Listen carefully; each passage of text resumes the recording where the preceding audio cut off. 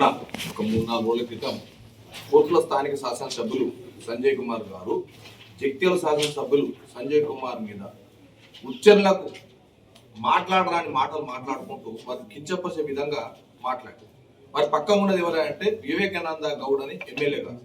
2014లో వివేకానంద గౌడ్ గారు ఏ పార్టీలో గెలిచిండ్రు, ఏ పార్టీకి అమ్ముడు పోయింది దయచేసి గమనించాలి.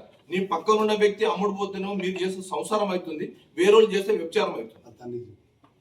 ఇదే కాకుండా 2008లో మీ తండ్రి గారు అయిన పెద్దలు కల్వకుంట్ల విద్యాసాగర్ రావు గారు కాంగ్రెస్ గవర్నమెంట్ లో ఎమ్మెల్సీ ఓట్ల కొరకు 6 కోట్లను తీసుకొని అమ్ముడు పోయింది నిజం కాదా? గౌరవ మాజీ ముఖ్యమంత్రి గారు మీ తండ్రి గారిని సస్పెండ్ చేసింది వాస్తవమా కాదు? ఇది గుర్తెరిగి మీరు మాట్లాడాలి. ఒక పెద్ద మనిషిని పట్టుకొని మాట్లాడడం అనేది పద్ధతి కాదు.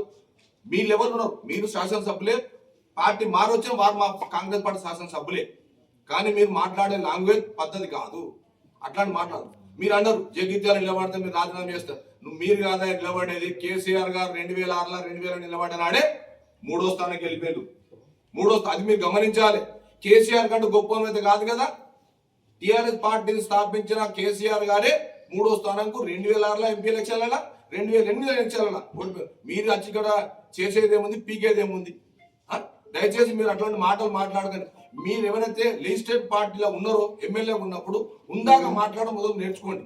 ఉందాక మాట్లాడినాక మీరు అక్కడ డెవలప్మెంట్ చేస్తాడు మేము వద్దట్లేము. మా కాంగ్రెస్ ప్రభుత్వమే మీ నియోజకవర్గంలో ఏ డెవలప్మెంట్ కావాలన్నా స్థానిక ప్రభుత్వం ఏదైతే ఉంటుందో రేవంత్ రెడ్డి ముఖ్యమంత్రి హయాంలో మీరు అభివృద్ధి చేస్తున్నారు. అంతకుముందు కోర్టులో ఏమున్నదా?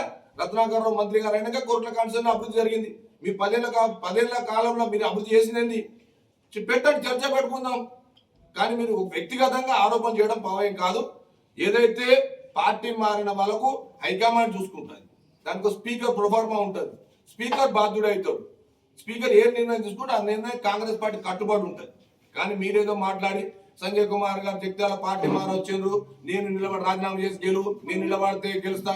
మీరు కాదా, మీరు కేసీఆర్ నిలబడినాడే 3వ ర్యాంక్ వచ్చింది. దయచేసి ఇట్లాంటి మాటలు తగ్గించుకుంటే మీరు ఒక లెజిస్లేటివ్ పార్టీ గౌరవం ఇస్తాం.